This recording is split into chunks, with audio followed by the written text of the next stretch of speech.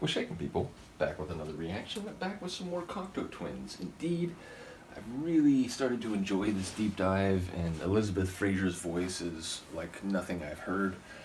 So I'm going to try to increase the regularity of the Cocteau Twins deep dive. Again, I'm going through like a million different things, so it probably will still be, like a couple a week or something, but I will try to get it to that level because I'm really enjoying it. And again, we will go through, is it Peppermint Pig? We'll go through that as well, even though, again, a number of people have pointed out that over the time they've since disavowed that release, or, they're not happy with, what it represents in their catalog. In any case, the last track on the Sunburst and Snowblind EP, 1983, is Because of Whirl-Jack. Now, I'm intrigued by the phrase Whirl-Jack because I feel like I've maybe encountered it somewhere. Now, maybe it's just because a few people mentioned this track before we got to it as, being a notable track, a quality tune. So maybe, it's like a recency thing where my brain is like, oh, you heard that? Well, it's like, yeah, I just read that in the last couple weeks. But I don't know. It feels like a phrase that I've seen in some context, whether, literature or pop culture or something. So maybe I'm wrong about that. Maybe it's really just specific to this song, and it's just that, I've recently heard people talk about it. But either way, because of its causality, we're talking about assigning responsibility, whether, in a decisional or moral sense, or just in terms of a, physical, let's say, empirical sense, in terms of causality, it does suggest that something has taken place because of Whirl-Jack. So, Whirl-Jack, it feels like a name, but maybe not a name for a person, a name for a ship, or like a name for, I don't know, some like entertainer or something. Like it feels like it has a cachet to it, but again, I don't know where, if I have actually read it, where that would be. So let's just find out what it is. This is Cocteau Twins, Because of Whirl-Jack, from the 1983 EP Sunburst and Snowblind. A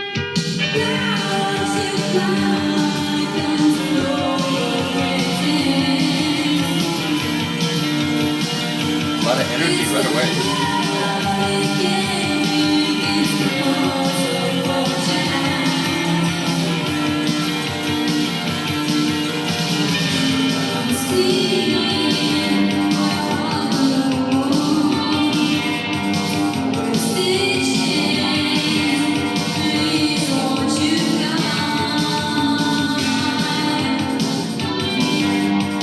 Vocals in a haunting type of idiom.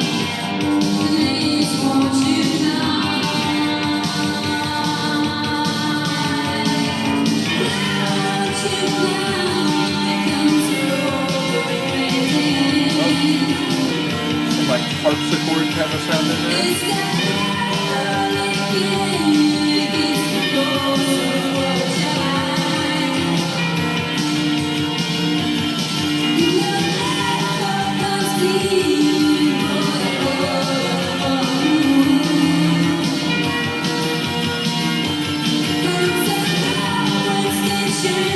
Maybe just acoustic guitar.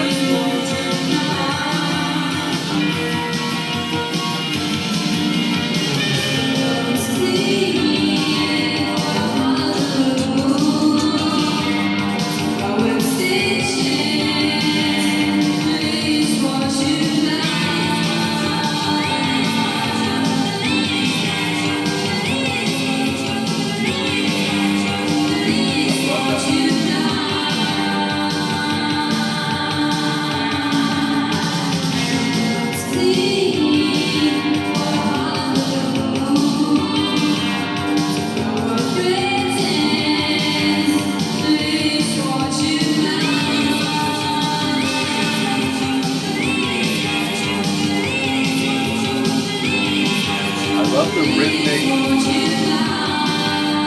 It's got a real like dance, like feel to a dance floor.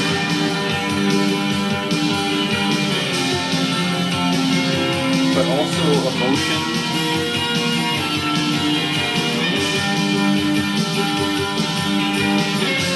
Depth.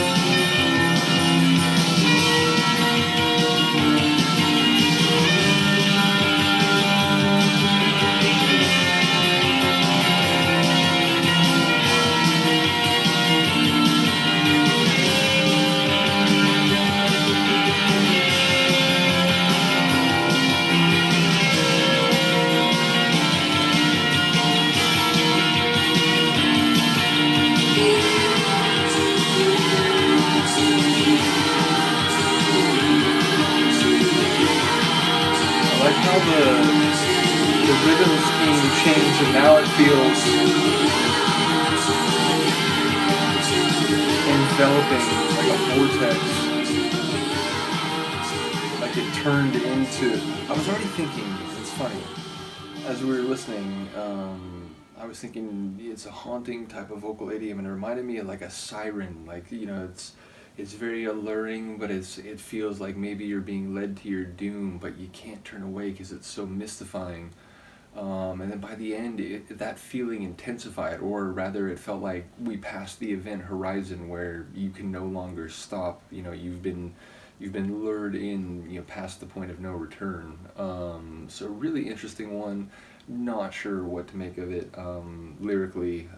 You know, I caught like maybe a couple words along the way, but it was more about the sonics, which is interesting because even though it had this darkly hypnotic feel to it, it seems very far away from Garlands, and yet, as I say that, darkly hypnotic seems like a fair label for a lot of tracks on that album. So it's weird, like, the subtleties, the gradations of some of these phrases, which, again, as an editor, as someone who does a lot of writing and editing of other people's writing, you know, the semantics and the meanings that we affix to words, you know, sometimes the insufficiency, the poverty of our language is clear to me because the same phrase which had one meaning to me can have other meanings or other connotations in another context, even if in some respect the denotation is identical. So it's a really weird thing, I guess, to be in my brain is what I'm saying.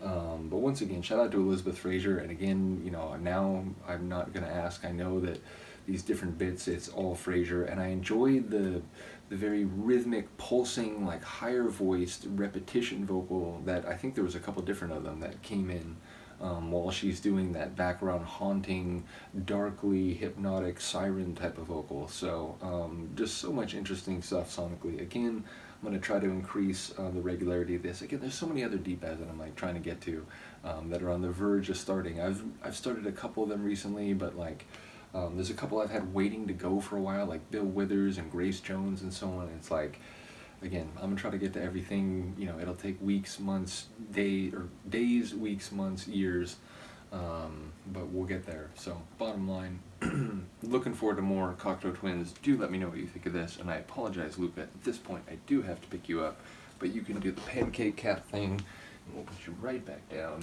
And yeah, let me know what you think. I'll see you next time. Peace.